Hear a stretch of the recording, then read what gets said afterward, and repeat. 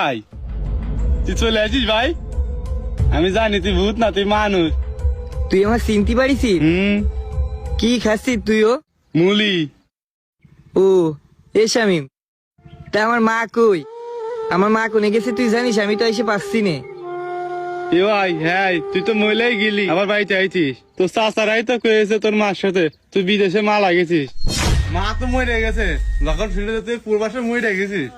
এ আমি বিদেশে মারা যাইনি তো, আমার ওই বিদেশে পুলিশই ধরিল, ধরে আমার আটকে রাখিল, এই জন্য আমি যোগাযোগ করতে পারিনি বাড়ি আমার মার সাথে। আমি মারা কবে গেলাম, এই জন্য আমি যখন গাড়িতে লাগলাম সবাই আমার দিকে ভয় পাচ্ছিল, সবাই জানে আমি মরে গেছি। আমার মা ডারে তোরা এইভাবে মেরে ফেললি ভাই? এ ভাই আমি মারিনি, তোর তোর চাচারাই তোর মারে ফেলেছে। এ ভাই তোর মা না সবসময় কান্না করতো তোর জন্য, তোর মার ওই তোকে তো কবর স্থানে দাফন দিয়েছে। এই আমি গেলাম, তুই আছিস তা ওই গেলাম সবার কবর, তুই বাড়ি আছিস তা।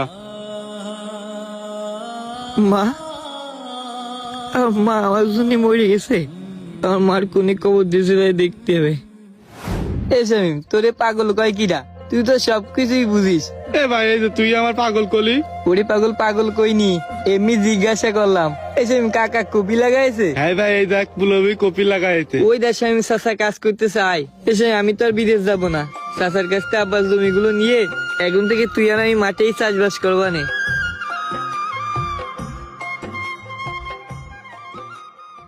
কাকা, কাকা কিটা গো? ভালো আছেন? ভালো, তা তুমি কিটা? কিরা মানে আমারে চিনতেছেন না? আমি আপনার ভাইপো ইমন। ভাইপো কিসির ভাইপো? আরে ভাইপো তো কত আগেটা ছিল যে বিদেশে মারা গেছে।